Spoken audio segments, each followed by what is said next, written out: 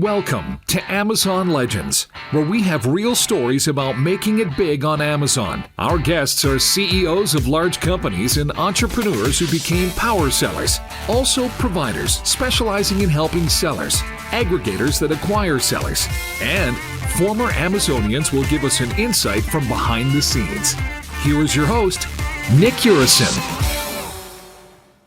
Welcome to another episode of Amazon Legends. My next guest today has been operating an agency for over a decade, and 5 years ago decided to create a software system for the ad management because he just could not find anything that would do the job properly. So, I mean, it's always the same thing. There's got to be a better way. Like you are given these tools and anything that comes your way, and then you say, this doesn't make sense. So today he's the CEO of AdBadger, which is an Amazon advertising software for agencies or large sellers, supporting over 100 agencies. So this is a fairly mature system. And when he's not working on Amazon advertising, he likes to play the guitar, classical guitar, with regular gigs. So it's not all work. He also knows exactly how to play. So with that, everybody, meet my guest, Michael Erickson Facchin. Welcome back to the show, Michael. What's up, Nick? How's it going? What makes someone an Amazon legend? I have a question for you. Oh, you just asked my favorite question. Yeah. And I have to say, my very first episode that I recorded, which was a solo, was all about why I created this podcast. And I talk about it. And what I say is, when you become an Amazon seller, first of all, you are an entrepreneur who wants to do your own thing rather than go work somewhere for a seller. Second, you have an idea about what would actually offer value and generate cash. So you have those thoughts and then say, okay, I'm going to start selling on this marketplace. Well, guess what? When you start doing that, you start getting curveballs from all over the place. If not the Amazon algorithm, it's the competition. If not the competition, Amazon policies, you getting suspended, your listings getting removed. And in the meantime, Amazon is this huge elephant in the room in terms of your cash flow that sits on a pile of cash that you become used to every other week. And guess what? When things stop working, suddenly cash dries up and you're relying on it for your payroll, for your vendors, and you name it. And there you are all by yourself. You have to be able to figure out what to do and get out of it. Mm-hmm. So the question then is, what are you going to work on? You're going to work on coming up with a good product idea. You're going to work on pricing it right. You're going to work on getting the supply right, work on your financials, your advertising, all the emotional burdens that get loaded on you with all these challenges. I say it's a legendary act to be able to survive on Amazon for years. Mm-hmm. So therefore, in my book, anybody who survives on Amazon for more than 3 years is an Amazon legend. Doesn't matter what, they deserve to be recognized. And that's why the show exists. And these legends come one by one. And here you are, 10 years, right? And you're providing for many sellers and many agencies. So don't tell me you've never been tested. Hourly. Exactly. So that's why it's called Amazon Legends. Right on. Well, awesome. Well, I'm happy to be here. And thanks so much for having me on the show and reaching out. Oh, it's a pleasure. So I always tell my listeners and my viewers at the beginning of every show what they're going to hear about today. But most important, is this something that they can go apply right away, immediately after hearing everything we're going to talk about. And this is another one of those episodes, because today we are going to talk about spending your advertising budget in a diversified way that will get you the most results. In other words, what's the best way to spend your money so that it gets you the best results? Because as we record this, almost middle of 2024, you now have sponsored products that get different placements all over the place, not only on search. You've got sponsored brand that has, you can have multiple brands, you can have a carousel, you can have videos, you name it, in different placements, as well as sponsored display that appear all over the place. So why do they exist? What purpose do they serve? And most important, how much of your money should go to those? So that's what we're going to discuss. So Michael is going to share with us some tips that you can apply in your advertising efforts. And with that, let's jump right in. So where do we start, Michael?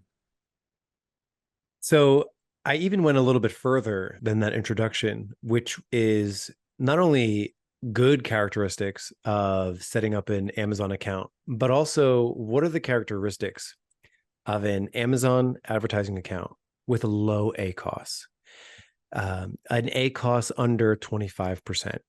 So basically, being in the position that I'm in, I can see thousands of Amazon advertising accounts, and I can sort of queue them up and sort of take a peek at them to try to understand a little bit more about them. So what I did was I actually went into our big list and I said, I want to find some accounts that are significant. So they're spending over, $10,000 a month, and they have an ACOS under 25%. So I found this cross section, and then, I almost summarized it. I almost like visualized myself. You hear about Warren Buffett and how he sits down and he just reads for the first 2 hours of his day. I spent time basically doing that. Like, hey, instead of doing anything else today, I'm just going to thumb through different accounts. Like, what are the characteristics of them? Like, what's the structure of them? What do they look like? What do they do? What do they have in common? What do they have dissimilar? Like all of those things. I found it really, really fascinating. And basically, I have a list of things that don't matter when it comes to achieving a low ACOS and things that matter a lot when achieving a low ACOS. The things that matter a lot, every account that I looked at had in common. The things that don't matter, they did not have in common. So it was sort of a clue to me that, hey, they didn't need to have a certain thing in order to achieve their low ACOS, but every single one of them that I looked at had some of these factors in common. So I found it really, really fascinating to sort of dig in. So I have a sort of a list of 3 things that did appear to not matter when it came to getting a low ACOS. And I have a list of more things that actually do matter that they all had in common. So I loved this kind of analysis. And I hope that the listeners find it interesting as well. Oh, I have no doubt. I love it. But before you start, I want to mention something for if you haven't already read it, and also anybody listening, if you haven't read it, you must read a book called Good to Great. Oh, yeah. So what you've done is his format, because what he has is he has these great companies. And he has these what he calls the comparison companies. The comparison companies are companies that everybody knows. They are like GE, for example. Everybody knows GE. But GE is a comparison company. And then he has these great companies that are in the same category as GE, but their stock outperforms GE. Their revenues and everything, but nobody really knows about these great companies. So what he's done a study of what makes these companies great, what is their management style and everything else. So you've got to write a book, you've got to have your own stuff talking about this because this is great. So let's start with, you want to start with the ones that don't matter, or? Correct. Let's do it. Okay. All right, let's go. So the first thing that I was really surprised does not appear to matter to achieve a low ACOS is actually match types. I saw all across the board any concoction that you can almost dream of. I found some accounts that had 50% of their spend going towards broad match with an ACOS under 25%, which is sacrilege, right? It's crazy to be spending that much on broad match. So there are some accounts, one of them had like 50% of spend on broad match, 5% on exact match. And then I saw others that were flipped. They had 60% on exact match and very little on broad. So both of these, sort of seeing these differences, seeing the sort of differences in proportionality of how much they're spending on broad, phrase, and exact, still be under 25%, I thought was fascinating. So you are advocating broad match rather than exact match. I'm not advocating any preference at all. I'm saying that there are lots of cases of accounts with low ACOS with any kind of distribution. Any kind of distribution. Some have mostly broad match, some have mostly exact match, some had mostly phrase, some had mostly modified broad, and all of them with their differences still had a sub 25% ACOS. And I found that fascinating. I see. Okay. So don't worry about the match type. Mm-hmm. And I have an inverse on this for eventually when we get to what they have in common, you'll see why that doesn't matter. So the first thing I will say is, I think there are best practices when it comes to match types, and the pitfalls are easier to fall into when you have a lot of broad match. The pitfalls are easier to fall into when you have a lot of crazy phrase matches. It's harder to fall into the pitfalls when you have a lot of exact. I think that's still true. So you can still avoid those pitfalls of like a lot of wasted spend, even if you have a lot of broad match. And we'll see that in the second area of the things that do matter. So that they do some things, if they have a lot of broad match, they do things differently than the accounts with super high ACOS that maybe have a lot of broad match and they have a high ACOS. So the first thing that I thought was really fascinating is I saw multiple accounts with all different kind of match type distribution still have an incredibly low ACOS. I think that's fascinating. I was not expecting it. Cool. So, I mean, I would have thought that your ACOS would be much, much sharper if you were doing exactly target. Right. Exactly. I would have said the same thing. I said, I'm about to look at, 6 or 7 accounts with sub 25% ACOS. Every single one of them, exact match is going to be the predominant match type. And there was one that only had 5% exact match spend, only 5% exact match spend. And I was like, holy moly, this account has like a 17% ACOS, only spending 5% on exact match. I was shocked. Let me ask you, did you look into their placements?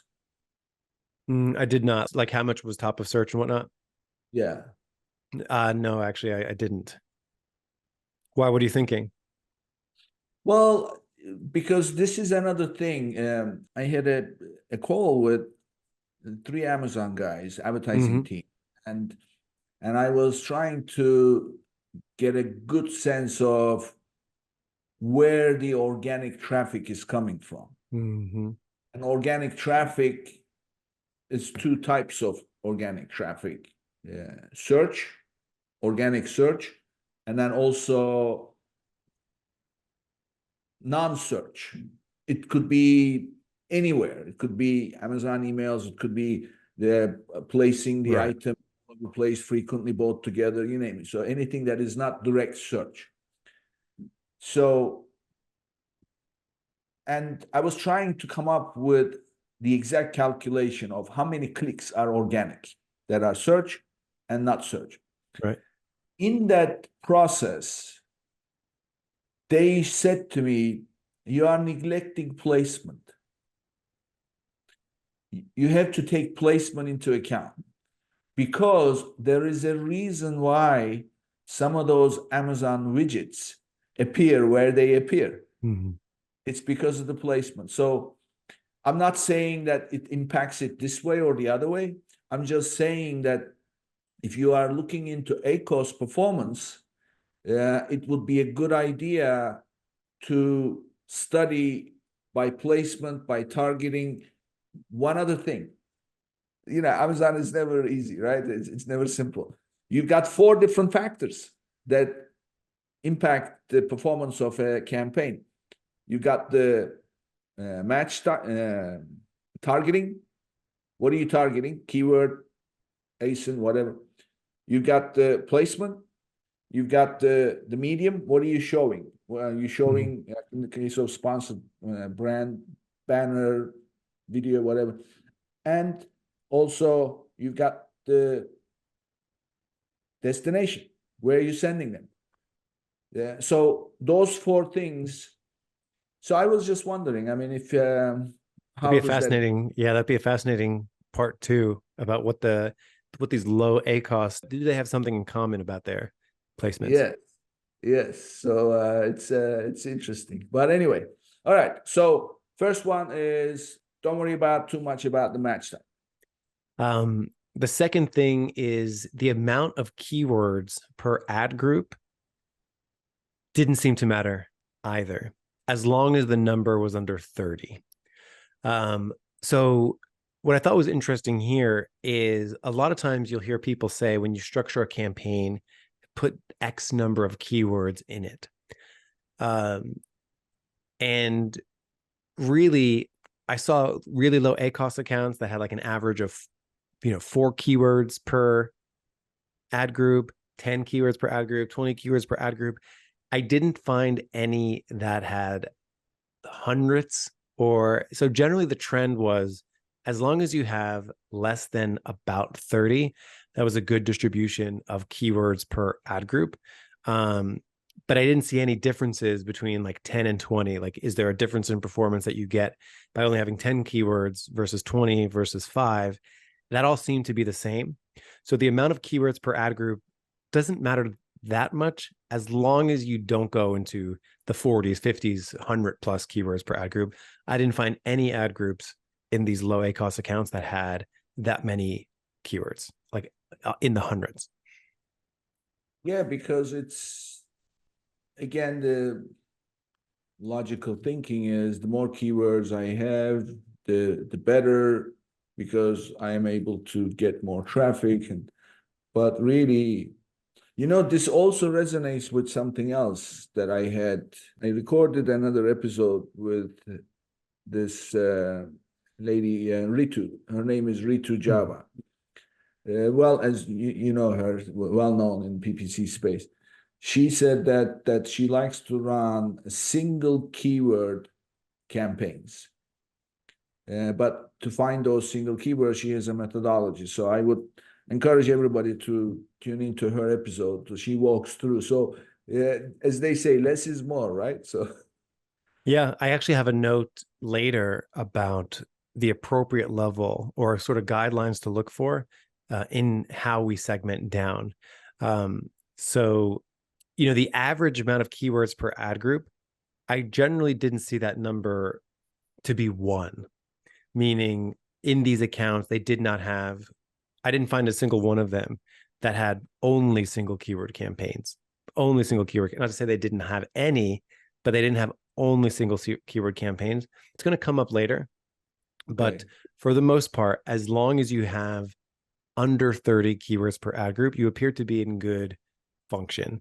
And it does relate to another point that I'll make later, but really, so if people are out there and they have 100 plus keywords in an ad group, think about segmenting those out into separate campaigns, where you then, if you have a 99 keywords in one ad group, break those out into groups of 33, try to get under 30, and then use search volume to appropriately match up similar search volume with similar search volume. I also didn't see a lot of, one ad group had like a keyword with 2,000 clicks a month, and then right next to it, 1 click a month. Generally, people store like with like in terms of search volume. Cool. And it's very difficult to do that if you have 100 keywords in it. Sure, of course. Mm-hmm. Yeah. Okay, and number 3. This one was really interesting. So if I were to guess, I would guess that really low ACOS accounts have almost no automatic targeting. And that didn't seem to matter, meaning there were accounts, all these accounts were low ACOS, under 25%. And I found one of them that had 70% of their spend was on automatic targeting. I found another one that had, and then there was sort of a spectrum there, all the way down to 1% automatic, but they were all good ACOS. So this sort of relates to the match type breakdown, how the match types weren't so important. As soon as we finish this point about manual versus auto breakdown, didn't appear to be the deciding factor. Because, sometimes if we were to invert this, sometimes you'll talk to people, maybe their ACOS is struggling, they're up at 70%. And if they only say like, if I just switch off all my automatics and I only have manual targeting, that'll fix me. Not necessarily. There's a bigger point to make, and you'll see how valuable it is in the first thing that all of them had in common. But it's not necessarily the percentage of spend breakdown for exact broad phrase. In the same way, it's not necessarily about the breakdown of automatic versus manual, because I found a big, beefy account, again, spending more than 10,000, ACOS less than 25%, that had 70% automatic targeting spend, which is crazy, right? Most people would say, hey, if there's an account spending 70% automatic targeting, what would you guess the ACOS would be? And people would guess like way high. It was under 25%. So, I mean, the whole purpose of running an auto campaign is to ultimately retire it. Ultimately to do what? To retire that auto campaign, because it will help you find the keywords so that you can hone in on them in a much, much more, efficient way. Yeah. When you get to, we're about to pivot to the things that appear to matter a lot. You'll see what exactly these accounts do. And necessarily retiring the auto campaigns, it's interesting to sort of look at these accounts that all spend a lot and have very good ACOS, because an account that has been spending 70% of their ad spend on automatic targeting for some time, still doing fantastic. My analysis of all this, that it's not about whether or not it's automatic or manual, or it's exact or broad or phrase. It's the next thing that I'm going to get to. It's the actual, the reason why those things matter is because all of them had this one thing in common, and it's really cool. Cool. It's really cool. Okay. So, what's working now? Yes. Okay. So the thing that all of these accounts had in common is what I call a really good ACOS power ratio. So this is how I define an ACOS power ratio. It is the ratio of your account-wide ACOS. So whatever the ACOS is of your entire account over the ACOS of search terms that have one order or more. So, for example, if you were to look at your entire Amazon account, you might have a 50% ACOS. But if you only look at the search terms that get a conversion, so only your converting spend, what's the ACOS of your converting spend? That might be 10%. So if you look at the ratio there, 50% is your account-wide ACOS, and 10% is your converting search term ACOS. And you compare these two, that would be 5. So that would be 50% account-wide. If you only look at the search terms that get a conversion, that would be 10%. You'd do 50 over 10, and you would get a 5 ratio, a 5x ACOS power ratio. I didn't find a single account, and I looked at about 9 or 10. I didn't find a single one that had an ACOS power ratio of over 2.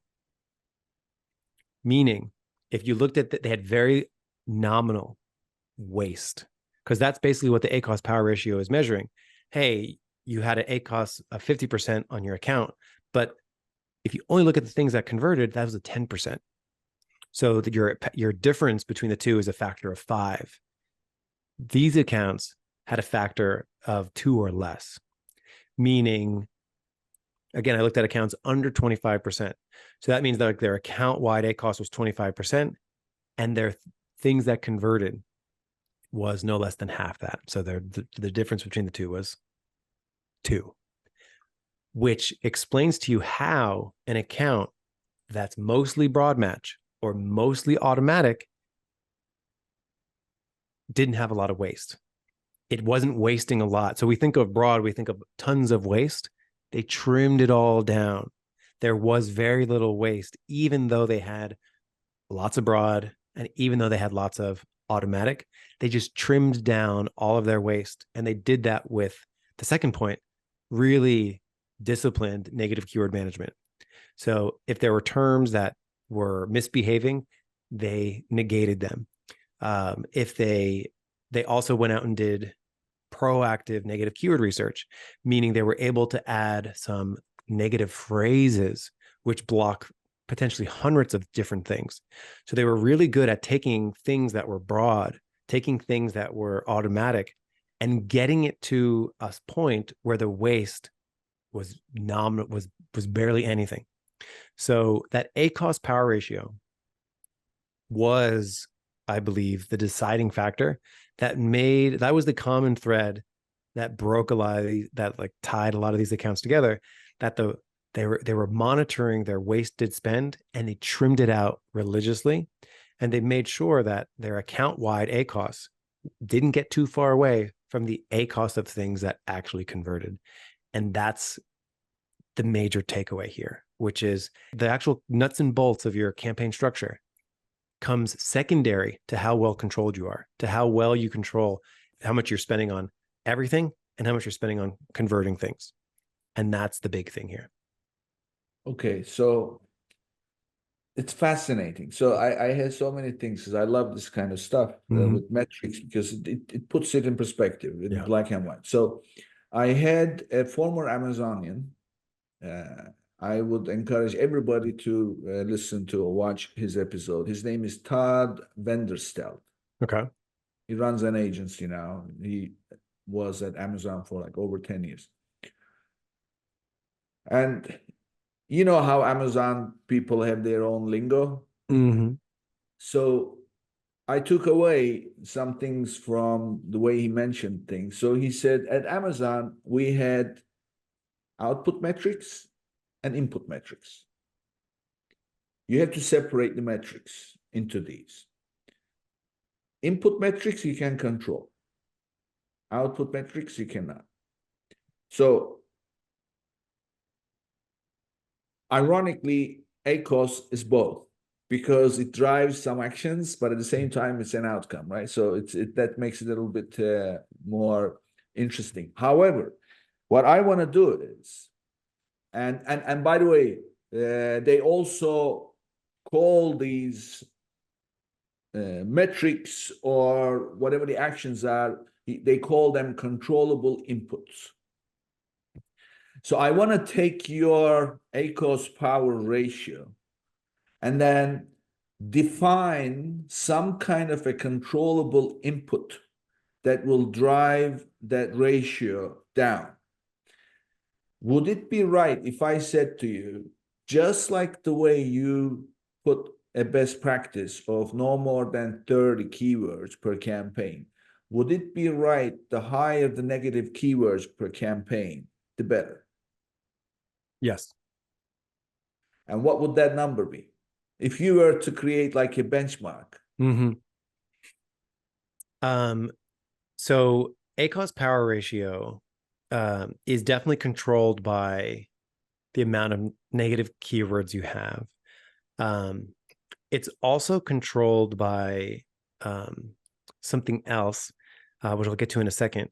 But definitely all these accounts, you click on them, there wasn't like a single campaign or ad group that didn't have negatives, meaning they were really on top of it. And that was nice. So in terms of like an amount of negatives, I don't necessarily know. I honestly think, because I know some of these accounts, I know the people that manage them. I do know that they're just very disciplined. Like they're very go in and add negatives. I know that all of them are on like the AdBadger software. So like they're all have some kind of negative keyword automation running and like finding some negatives for them. We also do something called like search term n-gram analysis, where let's say you have a bunch of search terms, and this search term, the first one is like trail running shoe. It got 1 click. You don't know what to do with it. The second term is men's trail shoes in red. Got 1 click. You don't know what to do with it. The third one is women's trail basketball shoes. It got 1 click. You don't know what to do with it. And you repeat this process for all of your thousands of search terms. And what you end up finding is that that word trail was in 50 terms, and each individual term only got 1 click. But trail, if you were to add up everywhere where trail was, every single search term with the word trail in it, you'd end up with 50 clicks and no orders. So that's where you can get a proactive negative phrase, trail. You're basically saying it doesn't matter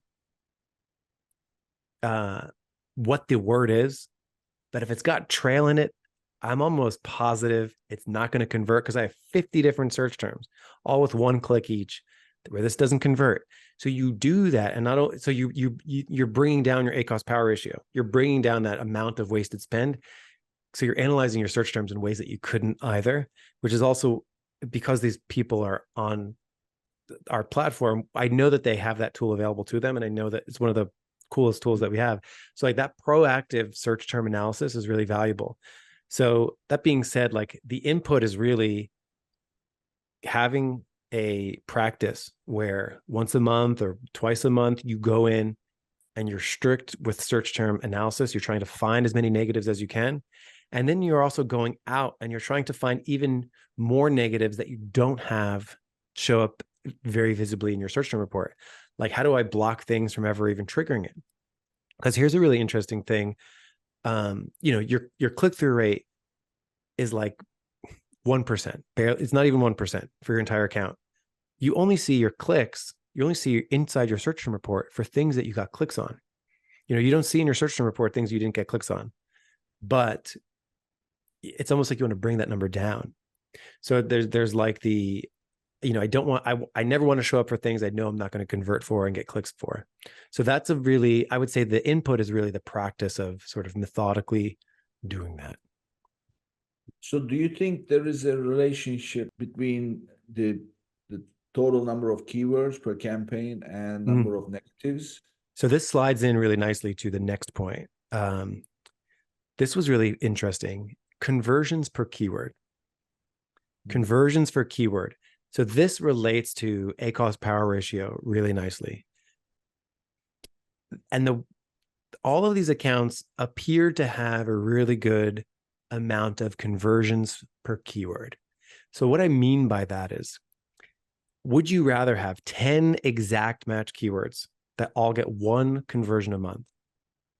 Or would you rather have 1 broad match keyword that gets 10 conversions a month? Mathematically the same thing. Which one's easier to control? Which one's going to probably get you a better ACOS? And what appeared to be happening in these accounts is that they were going with the 1 broad match with 10 conversions a month. Why? What generally I saw was like, if you have 10 conversions a month in that 1 broad match keyword, you know how that's going to perform day in, day out. What is that? Every 3 days, it's getting a conversion. If you have 10 exact match keywords that get 1 order a month, you're going to have these long windows where there can potentially be 30 days, 45 days where this thing doesn't get a conversion. That becomes really difficult to optimize. You don't exactly know what to do with a keyword where you're looking at last 30 days. It has 3 clicks and no orders. What do you do with this thing?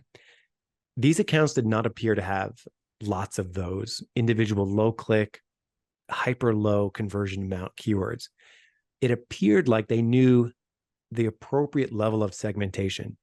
And this is really related to the ACOS power ratio, because it appeared like if you have 10 exact match keywords and you're letting these things rip throughout the entire month, it's possible that they get a conversion. And it's also possible that they don't get a conversion. If you have, you're only getting a couple clicks a month on these things, you get one conversion on these things, maybe, and it might bounce from it might bounce from 3 conversions in a month to no conversions in a month. That creates a lot of variability, which increases, that pulls the distance of non-converting spend. It increases that. Whereas if you sort of mash that in a broad match keyword, you tighten it up with negatives. Now all of a sudden you have this keyword that gets 10 conversions a month. That's actually really nice. You can like do something meaty with that. You know how much to bid. You know exactly what to do. You're going to be able to zero in on your target ACOS nicely. So this is related to the ACOS power ratio I mentioned before. It's related to the negative keywords I mentioned before. It's related. It's a commonality in their campaign structure. They didn't over segment and they didn't under segment. So they sort of understood how much they should be segmenting these things. And that, I think, is a really, we're like in advanced territory here. But like that sort of highlights how they were segmenting. So they didn't only have single keyword campaigns, because that would break this rule, because you'd end up with tons of keywords that maybe or maybe don't convert in a month. But what they did was they were looking at, how do we build a structure that is consistent, that we know how this keyword is going to behave. It'll do so religiously. And that I thought was really interesting.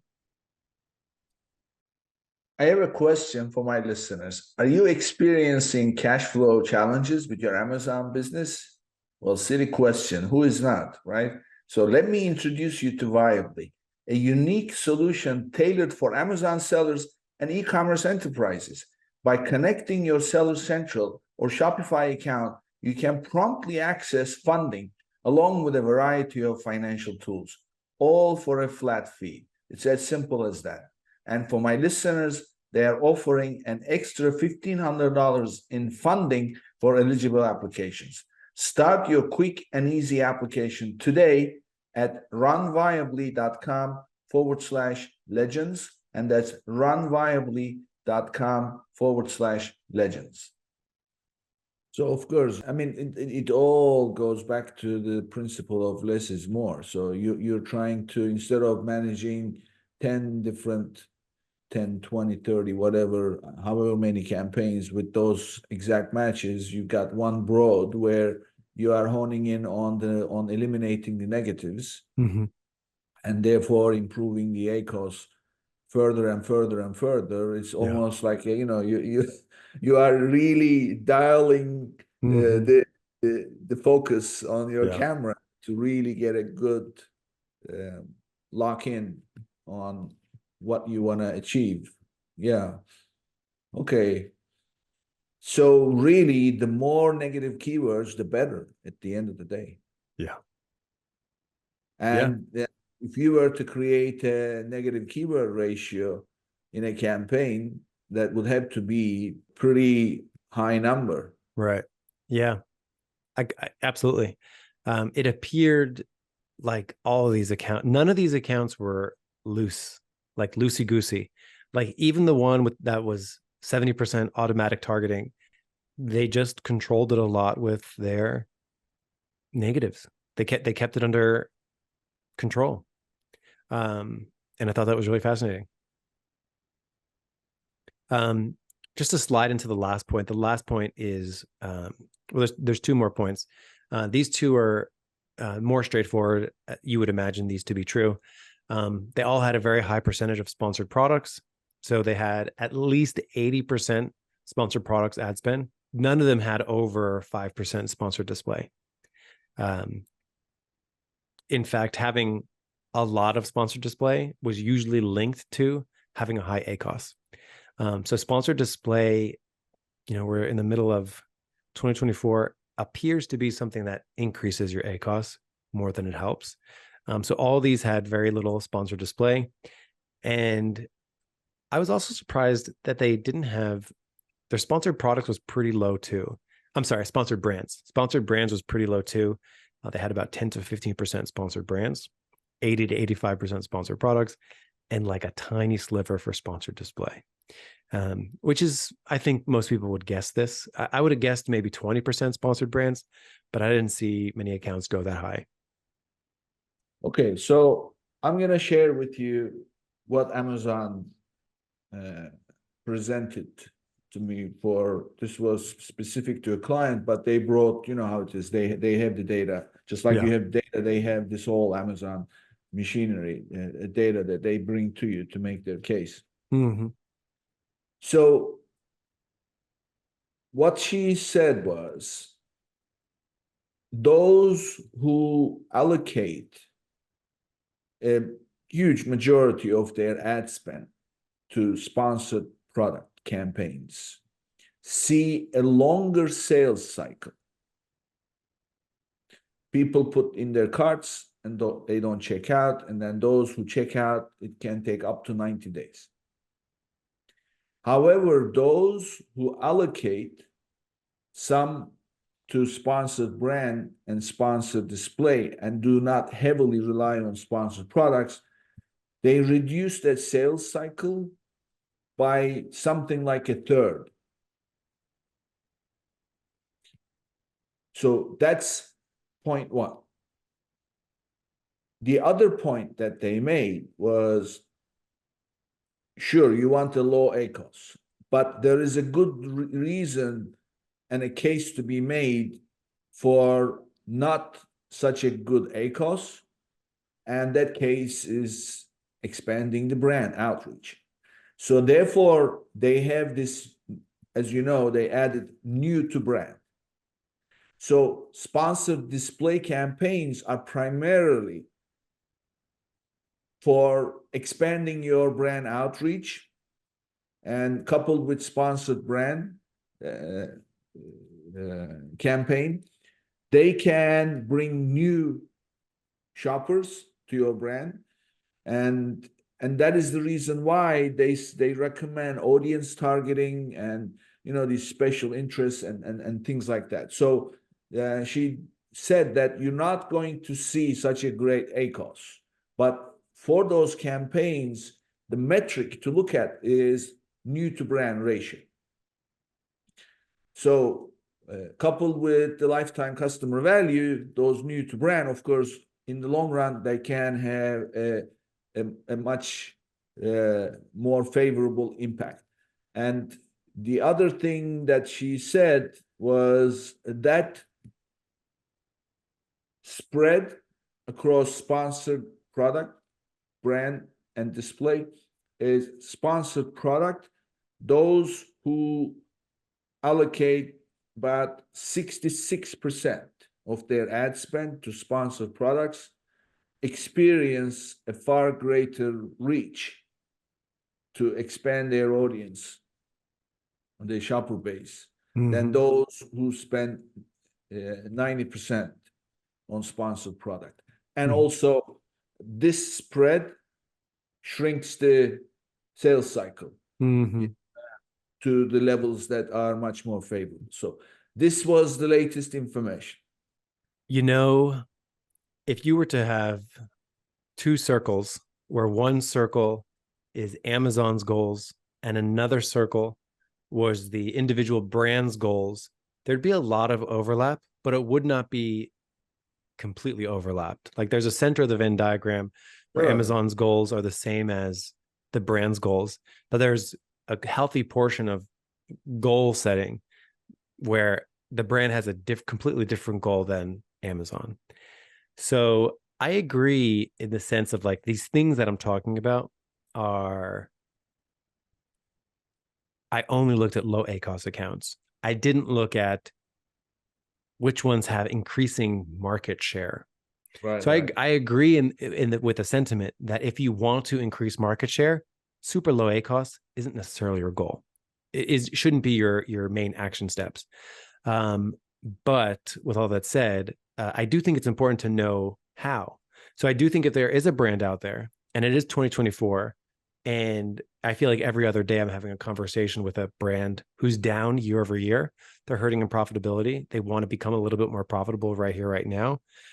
Maybe they want to cut spend, or they want to cut spend in a smart way or something like that, or maybe now is not the time to go after more market share, and instead they want to focus on profitability, my recommendation to that person would probably not be drop your sponsored products to 60%, boost your sponsored display to 8, 9, 10%. So I do think, marketing on Amazon and even in the overall e-commerce world, it's really complicated. So like knowing what your goals are really should inform your strategy. So even with this sort of analysis that I did of like characteristics of a low ACOS account, it's really for like only a sliver of people who should have and wants to have a low ACOS account. Now, granted, I thought all of these brands that I did look at were pretty, spending at least $10,000 a month is pretty beefy at a 25% ACOS. It's pretty good. That means they're at least bringing in, $50,000+ in sales a month. So it's pretty good. Anyway, with all that said, I agree with you that there are better ways to sort of increase market share. But Amazon doesn't, what your overall ACOS is at the end of the day, the brand cares a lot more about that than Amazon does. What your profitability metric is. Yeah. I mean, look, Amazon, Facebook, they're all the same. They just want advertising revenue to be higher and higher and higher. Mm-hmm. Of course, that's not to say that they don't want to deliver value, but their priority is not your priority. And not necessarily. Yeah. Yeah. So I had something to say, went out of my mind. It will come back. So I have one more point that all of these seem to have in common. And it was surprisingly, this is a perfect segue in how they're not necessarily increasing market share. They're optimizing for ACOS. They all appear to have low spend on competitor keywords. Low spend on competitor keywords. So they were not going out there targeting their competitors' keywords, which can be a very expensive pursuit. It can be a very market share. It can, if you can basically intercept a sale from a competitor, if you can convert on a term with their brand in it, or, you're basically intercepting a sale. But these accounts that I looked at appear to have very little spend on competitor keywords. So it's exactly connected to what you said earlier, where it's like, yeah, but if I'm Nike and I do bid on Adidas, I can actually probably grab some sales from Adidas, but it's going to be probably really expensive for me to do it. These brands optimizing in the low ACOS waters had very little competitors keyword spend. Yeah. I mean, listen, there is another argument about this. So, and this would explain the reason why it's expensive to keep competitive keywords is, so let's assume that I'm a Nike customer. So if I'm going to buy a pair of running shoes or whatever, I'm going to go search Nike running shoes or Nike whatever. So let's assume that New Balance comes up right at the top. The chances are I'm not going to click on it because I'm not interested. However, if I happen to click on it, my intention is not really to buy, but to compare. So of course, there isn't one rule. People click for all kinds of reasons. But at the end of the day, do you really want to appear where your competition is already grabbing in terms of the return you're going to get on it? So you're really fighting against, you've got a major headwind. Big time. Yeah. Mm-hmm. So these brands, and I imagine something like that comes up in their negative keyword scans, where they're potentially adding, they're seeing a competitor term, like this thing converts at 90% ACOS. We don't want it. So there was a bit of that. So yeah, I thought these characteristics were pretty interesting. So if someone's looking at their account and they're struggling with ACOS, and they're, if they're trying to optimize for ACOS, some of these characteristics would be things to look at and things to analyze to really zero in on I think ACOS power ratio is probably one of the most important things. Oh, yeah. And if there's nothing else, I hope people run and do that calculation. You can do it it's easiest if you don't have a tool to do this. So like go and download your sponsored product search term report. What is the overall ACOS there? And then what is the ACOS of just the search terms that convert? And then repeat that for sponsored brands and sponsored display. Get a good pulse on things. And if your ACOS power ratio is like 5, know that difference between, a 50% ACOS that for your entire account and the 10% of stuff and the 10% ACOS on things that do convert, you want to shrink that gap a little bit. That's what you want to focus on. And how do you shrink that gap? You shrink it through targeting. You shrink it through negative keywords. You can control it with looking at keywords and how many conversions each individual one. So like conversions per keyword. So those kinds of things can be really, really valuable. Yeah, and then also you can tweak your content, right? Or your main image to get boost conversion rate. Yeah. So those things will help.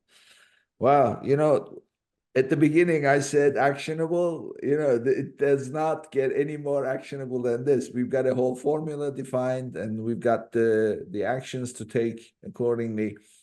This was a great conversation. I have to say, one of my favorite. Thank you so much, Nick. Oh, it's a great pleasure. Okay, so now it's time for us to get to know you a little bit. So tell us about you. What I'm interested in is not your resume. We know you ran an agency, you've got a SaaS platform. What I'm interested in is you're an entrepreneur, first and foremost. We talked about why legend, right? So it's a legendary entrepreneur act that you are involved in. So tell us where you grew up, and then as you were growing up, when was the first time you realized, looking back at those days, that you showed the signs of what you're doing today in terms of risk-taking, building something, and what was that like? Right out of college, I was a high school biology teacher. Wait a minute, you've gone too far. I'm talking about like 5, 6, 7, 8 years old, because that's when everything starts. This is a good example. I probably have other ones, but I have this one, and we're going to muscle through. When I was a teacher, and like on my first couple months, I was given this grunt work, which was go hand every teacher a piece of paper with their supply orders, how many pencils they want, whatever. Then collect all the papers after some time, tabulate them, and give our boss one final piece of paper with all the orders, and then distribute them out. Insane process that we're using paper for this. And I said, why are we not using a Google Sheet with all the products that people want, and then everyone's names up top, and they just go and punch in what they want, and then it sums it up for you? And people came up to me and they're like, that's not the way we do things. And that was really a sign of like, hey, if there's a better way to do something, why aren't we doing it? If there's a easier, more optimized way to do something, why? So I hated status quo. I hated doing things just for the sake of, we used to do it yesterday. So I really like to move fast. I really like to break things. I really like to try to find a more efficient way to do something, a new piece of technology, reconsider something. And that has been true for a very long time. So that sort of thought process led me to, I wanted to build an organization where nobody ever felt like I did that day. So, okay, I mean, I understand, but this, who you have become, manifested itself into suggesting what you suggested. What I'm interested in is, how did you get there? Because this obviously didn't fall on your head when you became a teacher. As you were growing up, certain things happened to you, and you said, no, I'm not doing it that way. And instead of saying, okay, fine, I do what I'm told, right? What was the process as you were growing up? Another thing that comes up for me is I played a lot of strategy games growing up, particularly Command and Conquer and StarCraft, which are real time. It's a type of video game, and I discovered it pretty young in life, like 10. And I would sit around with my friends and play a lot of strategy games, which is basically like you versus the competition, and like how do you use resources in a more efficiently, faster manner? Like what problems do you have in front of you and how do you overcome those? My brain just really resonates like that, where it's just like, how do you use what you have available to like get to the next step? So I resonate a lot with just that general mindset, I think. Oh, okay. I mean, strategy game definitely does it. And I've got something for you that I think you're gonna love. But let me ask you a question first. Have you read comic books? Like, were you a fan of reading comic books? Oh yeah. The reason I ask that is because reading comic books also improves your imagination. So I'm told that because growing up, I was not allowed to read those comic books. My mother wouldn't let me, and her reason was because, oh, they have swear words in them. She didn't want me to learn swear words. So, and then later I learned, and then actually I could see from my friends that those who were really into it, they could tell stories. So they were able to tell stories much easier and then describe things and things like that. So what I have for you is, since you are into strategy, there is a great quote. I forget who said it, but strategy without tactics is the slowest route to victory. Mm.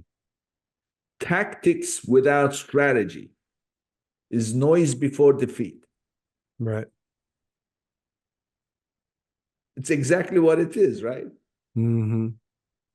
So we have this, 21st century phenomenon that started, now about 20 years ago with offshoring and blah, blah, and anybody can do anything at a much, much lower rate and blah, blah. So in the early days, I'm sure you remember, those who just went to these countries that offered outsourcing and hired people and then trusted them to do the work, it didn't work Yep. because it was throwing a bunch of tactics at problems, but without the proper plan and oversight and everything else, it just didn't work. So, and I'm a huge strategy person. I'm always talking strategy. So it was a good thing that your parents, let you play these games, Yeah. right? Whose idea was that? Was that your mother, your father, or was it? I think I just found it with friends. Early days of the computer, right? Just going to the store, maybe grabbing a game, and my parents just being like, "Yeah, this one looks good." Yeah, stuff like that. Cool. Well, this explains it. You were lucky. I have a similar thing that happened to me. I'm an engineer by training, and when I was a kid, Lego was very popular, and my mother um, wanted to get me Lego, but it was too expensive. And around those days, they had a competitor that also offered something, except it wasn't like Lego that you had these plastic pieces that you would put together. It was a bunch of metal things like screws, nuts, and bolts, and blah, blah. And just like Lego, it would give you the diagram, and you had all the pieces, and you would like build them. So you had these little spanners and the pliers and everything else. So I started building things, and sure enough, fast forward, I became an engineer by training. So became detail oriented and things like that. That's why I'm always interested, where was the beginning of this approach? It ultimately comes out. So this is great, Michael. I love strategy, people, and everything you shared is great. So tell us, how can people reach you? Share your contact information. I spend a lot of time at AdBadger.com, building our Amazon software. I spend a lot of time at searchscientists.com, thinking of ways to improve services. And I also spend a lot of time at corecommunity.io, which is our e-commerce community that we have, e-commerce growth community. Oh, cool, cool. And this core community is open to anybody who wants to join? It's only open 4 weeks a year. So we do something interesting where we have like as like a spring quarter 1 class or like a winter class, so we can sort of onboard everyone together. I see. And it lasts during those 4 weeks, and then it's over until next year. No, so once you're in, you're in. Oh, once you are in, then you are in the community. Okay. Yeah. And the Mhm. opening is 4 weeks. That's right. Oh, cool. And when is that 4 weeks? What month? We actually have an open enrollment coming up in late May, which is next Oh, month. cool. Yeah. Okay. So people can apply and anybody can join during that time? We really wanted to create a community that is full of people who are like abundant, share, and like, but just basically positive people that want to, that understand you get more when you give more. Yeah. Well, I mean, that's the formula. Mhm. This is great. Thank you, Michael. This was a great conversation, a wealth of knowledge that you shared. Thank you for being here. Thank you so much, Nick. Have a good one. Before I go, a quick reminder to say goodbye to your cash flow problems and claim your extra $1,500 when you qualify for $25,000 or more in funding. Go to www.runviably.com/legends and start your application today. Thank you. And this brings us to the end of another episode. And I'll see you next. If you enjoyed today's episode, be sure to subscribe, rate, and review the episode, and share it with someone you think would benefit from it too.